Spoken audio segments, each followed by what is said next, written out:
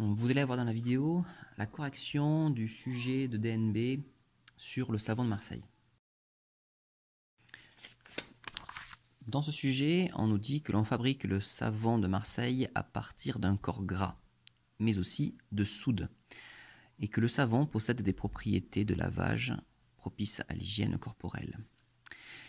Première partie, on va parler de la fabrication en elle-même, et on nous donne dans la première partie du petit 1 la réaction entre l'huile d'olive et la soude, qui est une étape de fabrication du savon de Marseille. L'équation de la réaction est, et donc on lit l'équation en dessous. Question petit 1, il faut indiquer la nature des entités chimiques de formule C18H33O2- et C3H8O3 en choisissant parmi les termes atomes, molécules ou ions. Alors ce qu'il faut regarder ici, pour savoir si c'est un ion, c'est s'il possède une charge négative en haut ou pas. Donc ici, il y en a une, donc ça va être un ion. Celui-ci, il n'y en a pas, donc il va falloir que je choisisse entre atomes et molécules. Comme je vois qu'il y a plusieurs éléments chimiques dans cette entité, eh bien cette entité correspond à une molécule, en fait à un regroupement d'atomes.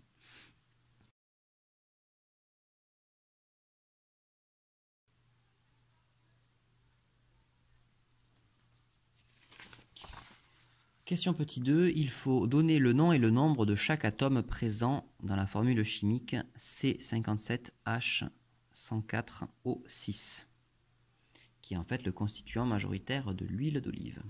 En fait, c'est l'un des réactifs qui se trouve ici.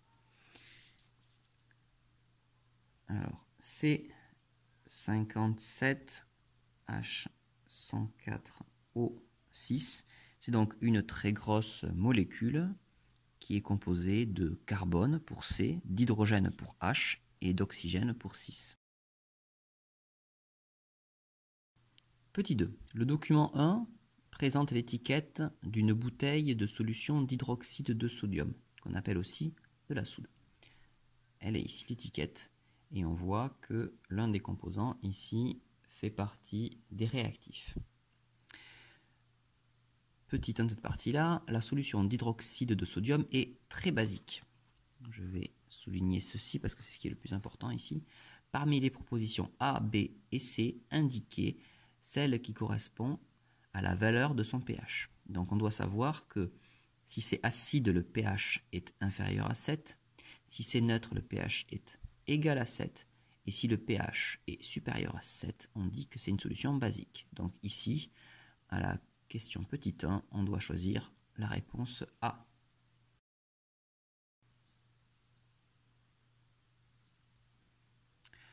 Nommer l'ion responsable du caractère basique de la solution d'hydroxyde de sodium. Les ions présents dans la solution d'hydroxyde de sodium sont les ions sodium et les ions hydroxyde.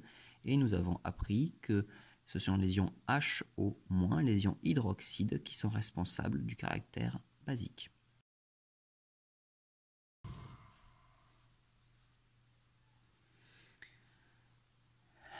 Question petit 3. Citez 2 moyens de protection à recommander pour utiliser la solution d'hydroxyde de sodium en toute sécurité. Donc là, on a au moins 3 en fait. Il faut mettre des gants pour se protéger du risque corrosif. Il faut mettre des gants, des lunettes et de préférence également aussi une blouse.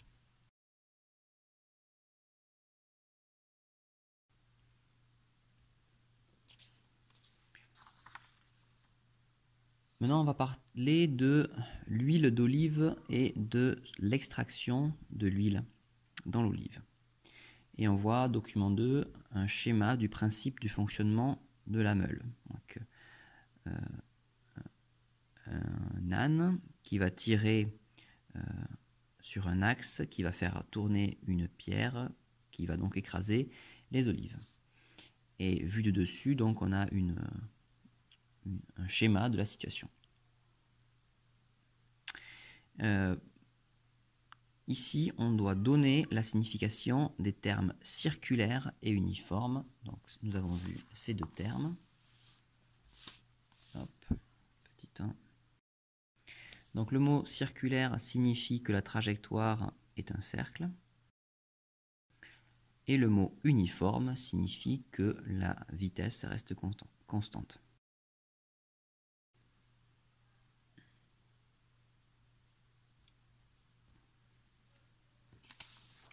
On passe maintenant à l'extraction du jus. Après avoir broyé puis pressé les olives, un jus composé d'huile d'olive et d'eau est récupéré. L'huile d'olive est non miscible avec l'eau. Non miscible, je vous rappelle que ça veut dire que ça ne forme pas un mélange homogène. Et sa masse volumique est plus petite que celle de l'eau. C'est-à-dire la masse volumique de l'huile est plus petite que la masse volumique de l'eau. Je vous rappelle que la masse volumique est une grandeur très similaire à la densité. Donc ceci, ça va nous permettre de prévoir l'ordre de superposition des liquides. Question, ça va être de schématiser le mélange eau-huile d'olive après repos dans un récipient. Légender le schéma.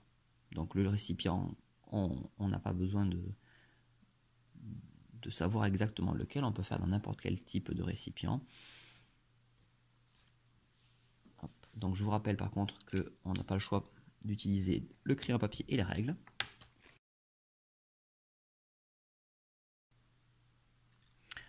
Deuxième chose pour laquelle on n'a pas le choix, c'est de mettre une légende sur le schéma. Donc ici, j'ai dessiné une éprouvette graduée. Dans cette éprouvette graduée, je vais avoir une phase aqueuse et une phase organique. Comme je sais d'après l'énoncé que la masse volumique de l'huile ou alors la densité de l'huile est plus petite, eh bien l'huile va se placer au-dessus. Donc ici, on va avoir l'huile et en dessous, on va avoir la phase aqueuse avec de l'eau.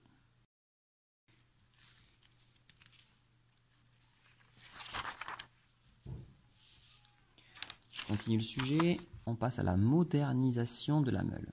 Le graphique ci-contre indique le nombre de tours effectués par l'âne en fonction du temps. Aujourd'hui, l'âne a été remplacé par un moteur dont la vitesse de rotation est de 6 tours par minute. Il faut montrer que l'utilisation du moteur à la place de l'âne permet d'écraser les olives plus rapidement et il va falloir expliquer le raisonnement suivi.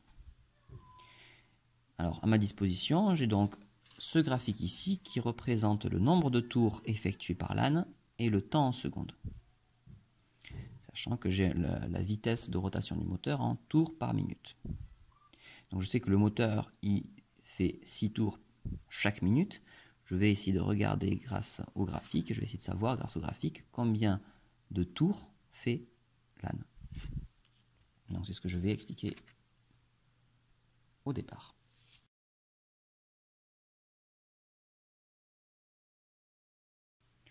Je sais que 1 minute c'est 60 secondes. J'utilise le graphique. 60 secondes.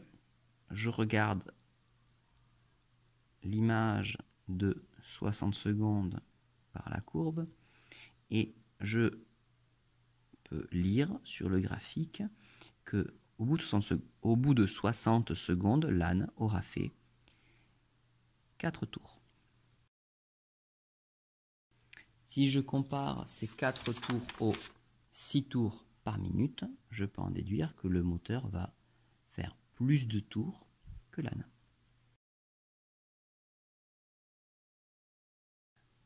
Enfin, si je fais plus de tours par minute, eh bien, je vais pouvoir extraire plus vite l'huile.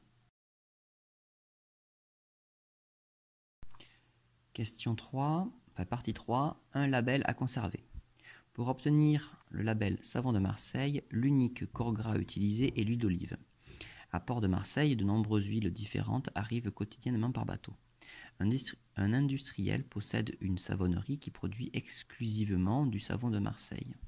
Il demande à un stagiaire de réaliser une expérience permettant de vérifier que l'huile reçue est effectivement de l'huile d'olive. Voici l'expérience du stagiaire. Ici, on a donc la masse de l'éprouvette vide et la masse de l'éprouvette remplie d'huile dont on doit déterminer la nature. Et on a également un document qui nous donne un encadrement de la valeur de la masse volumique. Alors, on demande, à partir de l'expérience ci-dessus et en s'appuyant sur le document droit, indiquer si le stagiaire pourra conclure sur la nature de l'huile testée. On doit expliquer le raisonnement et les calculs doivent être notés. La stratégie qu'on va adopter, ça va être donc de calculer la masse volumique de l'huile, puis ensuite de la comparer à la masse volumique que l'on a marquée sur le document 3. Alors, je vous rappelle que la masse volumique se note ρ et que par définition, c'est le rapport entre la masse et le volume. Ici, j'ai une masse volumique en grammes par millilitre, donc la masse que je vais utiliser ici sera en grammes et le volume que je vais mesurer sera en millilitres. Alors, première étape, on calcule la masse d'huile. La masse d'huile, donc, c'est la masse totale moins la masse de l'éprouvette, c'est-à-dire M est égal à 26,7 moins 15,3. C'est donc égal à 4,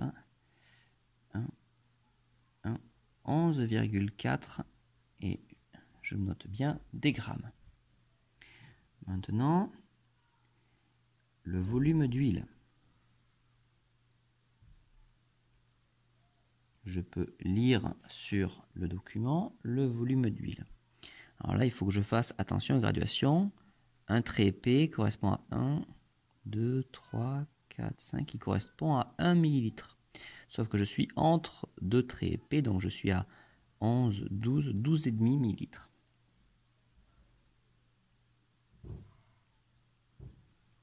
Donc 12,5 millilitres. La masse volumique de l'échantillon est donc ρ qui est égal à 11,4 divisé par 12,5,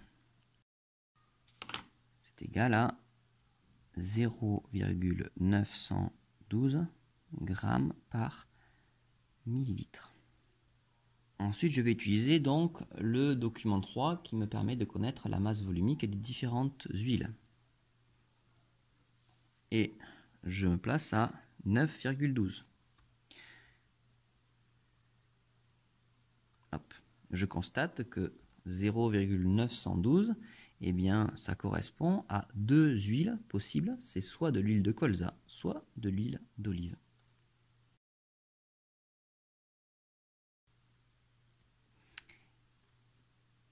Et donc, le stagiaire ne pourra pas conclure sur la nature de l'huile testée. Et voilà, c'est la fin de la correction.